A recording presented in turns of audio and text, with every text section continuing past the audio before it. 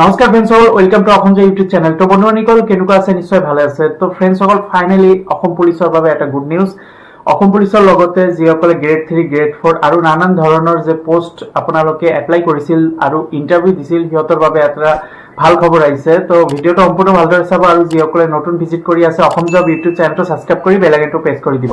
তো বন্ধুসকল যোৱাকালি কেবিনেট মিটিঙত আমাৰ চিফ মিনিষ্টাৰ ছাৰে এটা মানে পোষ্ট আপলোড কৰিছে। পোষ্ট হৈছে আপোনালোকে চাব পাৰিছে, এটো হৈছে CMO অসম ওয়েবসাইটত। আপোনালোকে ফেসবুকতো সাৰ্চ কৰিব পাৰিব, ফেসবুকত সাৰ্চ কৰিলে এটো আহিব।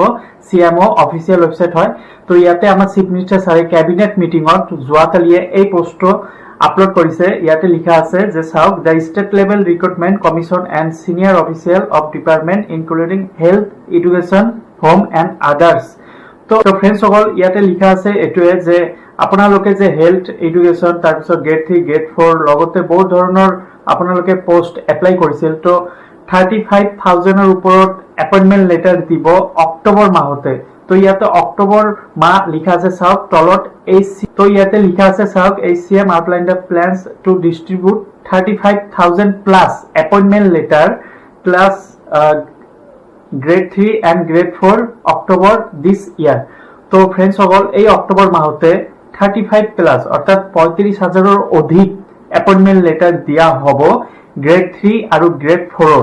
তো ফ্ৰেন্ডস সকল এই অক্টোবৰ মাহতে যিসকলে সিলেক্টেড হব, যিসকলে ফাইনাল ৰেজাল্টৰ নাম আহিব, যিসকল ফাইনাল ৰেজাল্টৰ নাম থাকিব সিহঁতে এপইন্টমেন্ট লেটাৰ পাব। আৰু ইয়াতে টোটাল 35,000 প্লাস অৰ্থাৎ 35,000 ওপৰত এপইন্টমেন্ট লেটাৰ দিয়া হব। তো বন্ধুসকল 35,000 ওপৰত এপইন্টমেন্ট লেটাৰ দিয়া হব। তো এটো অক্টোবৰ মাহতে। তো এতিয়া কথা হল যে কিছুমানে ভিডিও বনাই আছে যে রেজাল্ট দিব ইমান তাৰিখত। তো এতিয়ালৈকে ইয়াতে কোনো ধৰণৰ অফিচিয়েল ওয়েবসাইটটো আপোনালোকে যে চাইছে CMO এই অফিচিয়েল ওয়েবসাইটটো কোনো ধৰণৰ ডেট এতিয়ালৈকে দিয়া নাই যে আপোনালোকে যে এই ডেটত ফাইনাল রেজাল্ট পাব। তো কিছুমানে মানে ফেক ভিডিও বনাই আছে যে এই ডেটত ফাইনাল রেজাল্ট দিব, এই ডেটত ফাইনাল রেজাল্ট দিব। তো আমাৰ চিফ মিনিষ্টাৰ ছাৰে এতিয়ালৈকে ডেটটো ঘোষণা কৰা নাই যে কিমান তাৰিখত আপোনালোকে ফাইনাল ৰেজাল্ট পাব।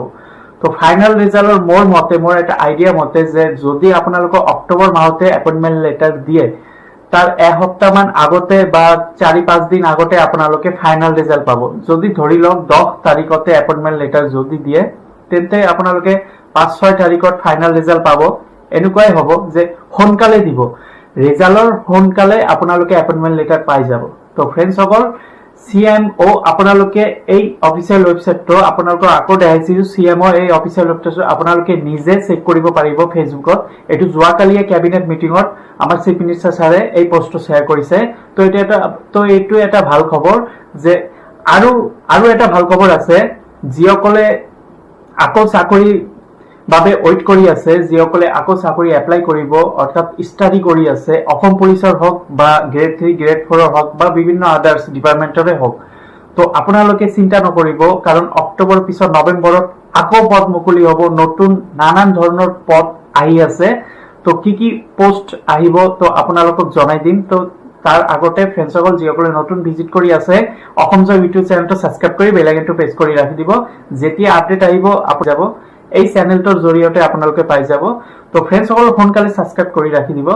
আৰু নতুন বহুত ধৰণৰ নানা ধৰণৰ অসম পুলিচৰ গ্ৰেড 3 গ্ৰেড 4 আৰু বিভিন্ন ধৰণৰ ফৰেষ্ট ডিপাৰ্টমেন্টৰ এই বছৰ ফৰেষ্ট ডিপাৰ্টমেন্টৰো পদ আহি আছে। তো আপোনালোকে অসম পুলিচৰ যিসকলে ক্যান্ডিডেট অসম পুলিচৰ বাবে দৌৰাদৌৰি কৰি আছে এতিয়াৰ পৰা দৌৰাদৌৰি কৰক, এতিয়াৰ পৰা প্ৰেক্টিস কৰক যাতে আগন্তুক আপোনালোকৰ সহজ হৈ যায়।